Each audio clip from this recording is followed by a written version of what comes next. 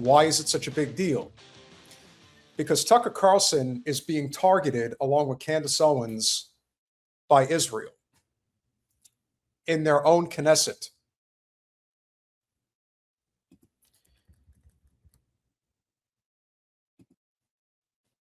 From Candace Owens, the Likud party in Israel just named me and Tucker Carlson as enemies that must be fought. These people are murderers. Murderers are threatening me and Tucker Carlson over speech. How is this at all acceptable to our government? And what's even more amazing, no one's going to say anything. No one in a position of power is going to say, yeah, that's pretty effed up. You probably shouldn't say something like that.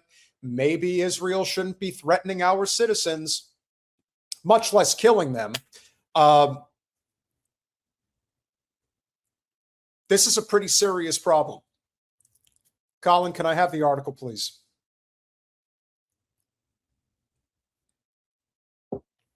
Knesset member decries new enemy, Tucker Carlson and Candace Owens. Just look at that. Look at that nice little Jewish boy right there with his little hat on. Doesn't he look adorable?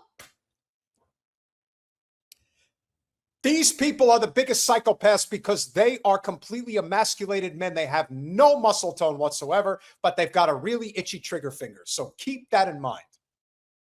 Always be cognizant of who is making these statements. And I will assure you that a man who looks like a cuckold like that guy looks, believe me when I tell you, he'll drop a bomb. He has no problem doing it. In fact, he looks forward to it. In an address to the Knesset on Monday, Likud lawmaker Dan Iluz decried what he said was a new enemy rising within American politics, Tucker Carlson and Candace Owens. Now, if you guys wonder why I cover Candace and Tucker extensively on this channel, particularly on the solo show, this is why. Do you know why I cover Charlie Kirk extensively? Because he holds the key in many respects to the Zio state. They're not putting anybody else up there on that list. There's no Nick Fuentes. There's no Hassan Piker. There's no Jimmy Dore, Cenk Uygur. I could go on and on. You know what I'm talking about. They're listing those two people in particular because they know that those are two people that actually have an impact on the political and social discourse in our arena. And that's why he's naming those names.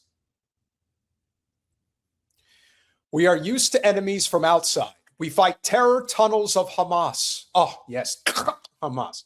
We fight the ballistic missiles of Iran. No, Iran defends themselves against you. But today, I look at the West, our greatest ally, and I see a new enemy rising from within. Said Iluz, who was originally from Canada, I thought he was from Israel. Guys, am I wrong? I thought they were all born there. I thought they were all native to that land.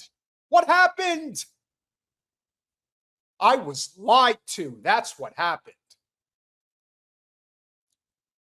I am speaking of a poison being sold to the American people as patriotism.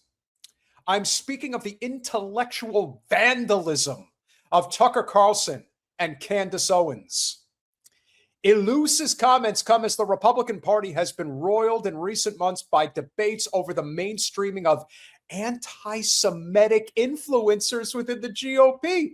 This is coming from a guy who was born in Canada, relocated there, probably stole land from somebody in the West Bank, and now calls Israel home. I'm just saying.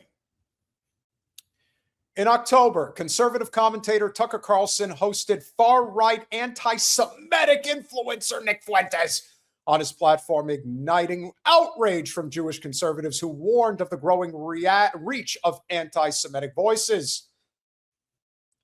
Owens has long made anti-Semitic rhetoric a hallmark of her YouTube channel. Colin, you're doing it again. Stay with me, baby. Come on now.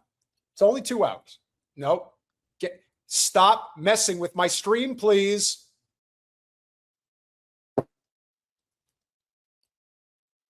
See what happens when you try to produce a show that you don't know what you're doing? You mess up my stream. Back to the topic at hand. Owens has long made anti-Semitic rhetoric a hallmark of her YouTube channel, which has 5.7 million subscribers. A recent analysis of her content by the Jewish People Policy Institute. Hey, you gotta love those NGOs, don't you? How much money do you think that organization has received from our tax dollars? Found that 3/4 of her videos that mention Jews were anti-Semitic. They claim to fight the woke left. They are no different than the woke left. The radical left tears down the statues of Thomas Jefferson. Tucker Carlson tears down the legacy of Winston Churchill. Winston Churchill is not as great a guy as you guys would like to make him out to be. I'm just putting that out there. The radical left says Western civilization is evil. Candace Owens says the roots of our faith are demonic. It is the same sickness. Zionism is a sickness, and it is demonic. So I agree with Candace. And you are a demon as far as I'm concerned. Carlson and Owens are among the right-wing influencers who have made opposition to Israel a centerpiece of their output at a time when support for Israel is declining. Thank God, if God exists. Among conservatives, particularly young conservatives. In November, Amici, Chikli, we'll go with that. The Israeli diaspora minister echoed Eluse's concerns in an interview with the New York Post. What a rag. New York Post is the oldest newspaper in the United States, by the way, telling the outlet that he was far more concerned, about anti-Semitism on the right than on the left. The comments were notable because Chikli is himself a right-wing anti-woke warrior who, in a first for Israel, has stoked relationships with far-right European parties that in some cases have ties to the Nazis. One of the worst moments was when a popular conservative broadcaster called one of the most vile Holocaust deniers in America one of the most honest historians. That legitimizes hate. It normalizes it. Appears to refer to Carlson's past praise of Holocaust revisionist Darryl Cooper. Chikli also warned against the rising influence of Fuentes and Cooper among young Americans. Anti-Semitism has become fashionable for Gen Z. They listen to podcasts, not professors. When people like Nick Fuentes and Darryl Cooper are treated as thought leaders, that's dangerous. These are neo-Nazis. Did you stop to think that maybe a genocide is not such a good idea? The Times of Israel asked Eluse whether he was worried about appearing to interfere with American politics. Defending the alliance between America and Israel is not interfering. I am in touch with many pro-Israel conservatives who know that Candace and Tucker are a threat to America as much as to Israel. Now, you understand, when you speak in those type of language tones, you know what that means. Hey, I'm not suggesting that somebody target Tucker Carlson or Candace Owens, but if they did, I'm not going to cry about it. I'm not going to complain about it. I would say that, hey, play stupid games, win stupid prizes. Am I right? Well, that's their position. Top GOP officials, including Vice President Cuck for Peter Thiel, J.D. Vance, have largely dismissed calls from Jewish conservatives, including Ben Shapiro and others, to draw a line against anti-Semitic influencers. That's very sweet of him to offer that. Do you think you are the first to delegitimize the Jewish people? We are the people of eternity. Now, one has to ask themselves, because again, I've heard Zionism, well, not Zionism, but let's just say liberalism, conservatism, they're all mental disorders in terms of political ideology. I'll tell you what's a mental disorder. Zionism. Zionism, unequivocally, is a mental disorder. And whether it comes from the left or the right doesn't matter. It is one and the same. And I bring this up because, as I mentioned, Tucker Carlson gets the response that he got in lieu of the statements he made about endless war, particularly on behalf of Israel, now boosting the budget to 1.5 trillion, probably for war with Iran. Who knows? But there's also a very interesting caveat here regarding Candace Owens. Now, for those of you who know a thing or two about the history of Christian Zionism in the United States, if anybody, and I mean anybody,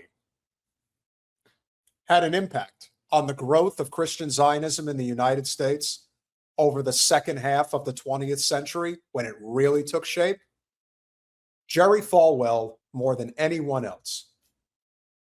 Pat Robertson's up there, but Jerry Falwell, he was a real piece of work. And if you have seen the movie The People versus Larry Flint, he plays a substantial outsized role in that film. And he also played a substantial outsized role in the growth of evangelism in the United States. Liberty University, among other things that he's done. And so it turns out, according to Candace Owens, that there's an interesting tie-in, no surprise, between Jerry Falwell and Israel. 48, the very year that Israel became a nation, Carrie Hezekiah died from cirrhosis of the liver, and his son, Jerry Falwell Sr., had an immediate radical conversion to Christianity. Bootlegging, trafficking, smuggling, be damned, because his business was now going to be the church, ministering. He became a televangelist, and he established Lynchburg College in 1971, which would eventually change its name to Liberty University that we know today. And yes, it is true, in 1979, Jerry Falwell Sr. was gifted a Learjet from the founder of the Likud party. Now, as Candace is going to point out, and I'm going to point out, why would the Likud party of Israel, the fascist party of Israel, give Jerry Falwell a private jet? What would be the motivation behind that? Now, they'll say that the reason they did it is because they wanted to help him spread the gospel. Now, that may be true. But there's a catch. That gospel must be pro-Israel. And to every Christian Zionist in this country, the gospel of Jerry Falwell is the one you follow. That was picked up later by Kenneth Copeland, John Hager, Joel Osteen, Pat Robertson, and many others in between. For the 70 million evangelicals in the United States today, this is where a huge part of it comes from. And when you are a total grifter, full stop, like Jerry Falwell, of course. Why not pay him off? Bill Maher, way back in the day, did a great eulogy of Jerry Falwell. You know, when Bill was actually somewhat normal. This is a prime example of color me shocked that Jerry Falwell was in bed with the Israelis in order to facilitate the growth of his ministry in the United States. Why would that surprise anybody?